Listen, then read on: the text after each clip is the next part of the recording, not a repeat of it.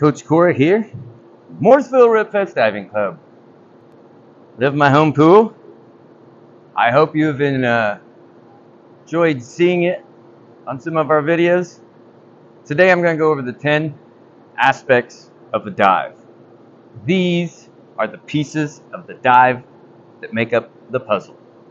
The puzzle is the entire dive itself, from the approach all the way until those feet and pretty toes are below the surface of the water. So the first thing that we have to break down, not necessarily the first thing that we teach in diving, but the first thing that we will break down when we are scoring a dive, judging a dive, evaluating the dive. All right? There are 4 main things that they talk about on that: approach, takeoff, your flight, and your entry. Those are the 4 main ones, but those 4 can be broken down into 10. And that's what we're talking about today. And that first one is the approach. All right, now the approach, the whole purpose of the approach is to gain as much force to get as much rotation as possible in those optionals and do as hard a dives as you can, the best that you can. All right, so the approach has to have different aspects. It has to have good lines, straight lines, that is. It has to be smooth.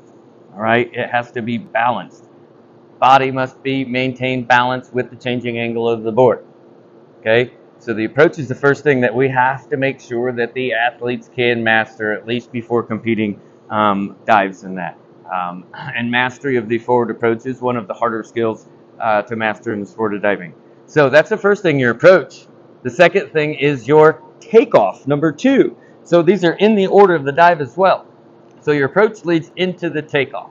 All right, the takeoff is from your body leaving the board until it gets into the air. The connection is the time from the board, which is next. We'll just stick to that takeoff. All right, the takeoff is from the magic position until the time the feet leave the board will be your takeoff. Usually the biggest thing that is encompassed in there when we're looking at evaluating that is lean, or the balance, which direction they're balancing in. But that also will have a detrimental effect on everything after that lean on the dive too. So those further aspects will also get deducted in that dive if we screw up one of the pieces that come first in the process. So we're always a process versus product type of training. All right, so we have the approach, we have the takeoff. We train the takeoff a lot on slant board. Okay, working that balance point on the depressed board, not the sad board, the board that is bent down, because this is where the balance is most critical for you when that board is getting ready to go back up. Okay, because that's when you got to be ready. All right, so what we were mentioning is now you've left the board. From the time your feet leave the board until the time you get into your position, whether that's a tuck or a pike, that is the connection. So connection is broken down. We have a lot of different types of connection drills. We can do those with body weight, just meaning you're using your own body weight. We can do a lot of those with assisted weights, medicine balls, hand weights. You can use resistance bands. And stall bar is a great thing also for working on your connection. When you're doing your tuck ups and your pike ups on stall bar, you're working on your connection. That's the time the feet leave the board until you get into your position. So we have the approach, takeoff, connection. The next thing is your flight. This is one of the main ones. You have your main ones are your approach, your takeoff, your flight, and your entry. So we are now to the flight. Sadly, the flight can be kind of clouded over if you have one of those snot entries, the mind eraser entries. But the flight is very, very important for especially those athletes that don't have the cleaner entries. You want to make sure you're looking good in the air. So those flight positions are going to be tight positions. All right, looking at where the knees are in the tucks, looking at the pike positions, looking for the gap between the chest where the belly button is and your thighs. Is that a compressed pike in there? Head position sometimes, twisters. Those legs, man, a lot of people losing legs on twisters and everything. One of those secrets is short leg is always going to be on top. All right, and if you keep watching some of our videos, we'll explain which one's a short leg and why that works at a later point in time, or at one of our other videos already posted. So we have the approach, the takeoff, the connection, the flight. Now, once you have the flight, now you're in the air. The next thing that we have is the come out. Okay, we have the come out. All right, now the come out is from the time you're in your position until you initiate that first action. So that is your come out. Now, once we have the come out, and of course we do kickouts, kickouts, kickouts, kickouts, lineups, lineups, lineups, lineups, and all of those are going to contribute to these last few aspects of the dive. Okay, approach, takeoff. Where are we at next? Did you remember on that? Connection, flight. Then we have the come out. Now we have the mid-air, or the air save. Sorry, air save. And that is usually done with the arms. Air saves are hard to train, but definitely we can practice those. A lot of times you have to actually do back pop-up drills off the 1 meter and purposely go long to work on knee save, knee save, knee save. If you're working on fronts, purposely go long. Pike save, pike save, pike save. All right, so that come out, and then that air save, if you're going long on a back 1.5, you feel it, you lean some. One thing that you can do is move your arms straight away from the center of gravity, and that is going to have a direct effect of anything below the center of gravity, which means your feet will move the opposite direction, which will mean it'll slow your feet down. Extra brakes. So we have an air save. All right, now after you have the air save, you have the lineup. We work lineups when we do kickouts, lineup drills on land. We convert a lot of those lineup drills to poolside dives and then into lineups off of the 3 meter. We also have 1 meter lineups, and we have platform lineups as well. Those are very, very critical. As I mentioned before, the next aspect is the entry.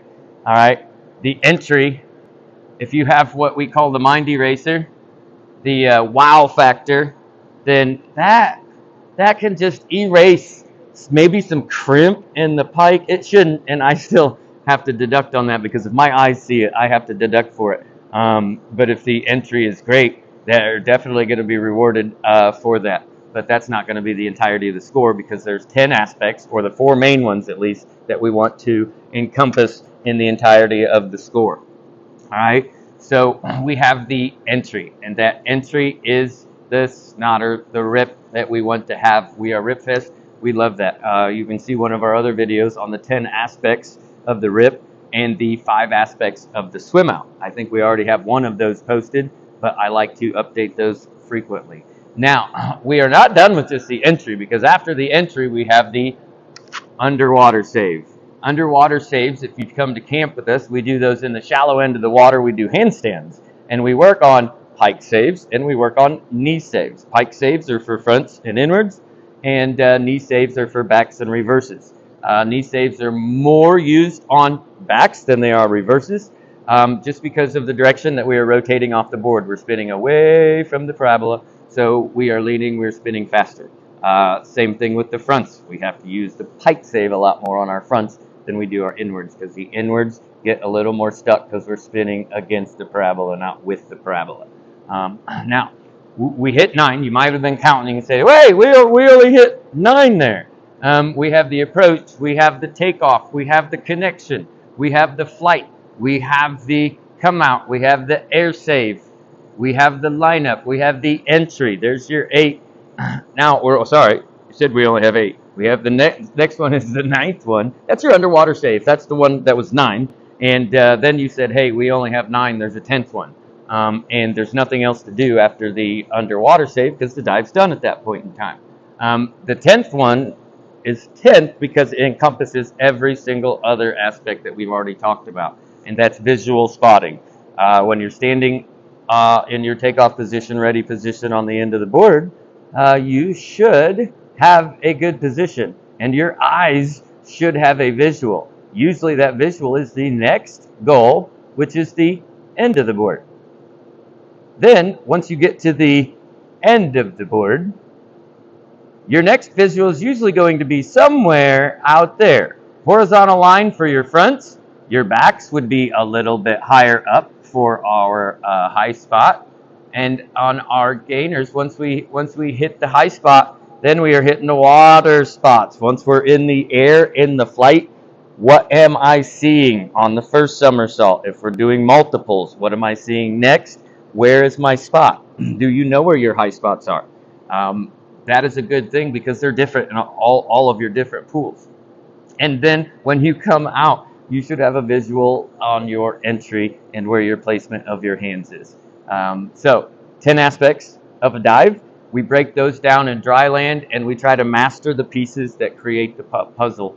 And the puzzle is that entirety of the dive when it's done. And when we can master all those pieces separately with our dry land drills, then when we put the puzzle together, all the pieces fit nicely. We're not cramming any pieces in that don't necessarily fit. I know I can be impatient with those different types of jigsaw puzzles when they have more than probably 100 pieces and they all look the same. Too frustrating for me. Not worth my time in that sense, unless there's going to be something out of it and you make a competition out of it.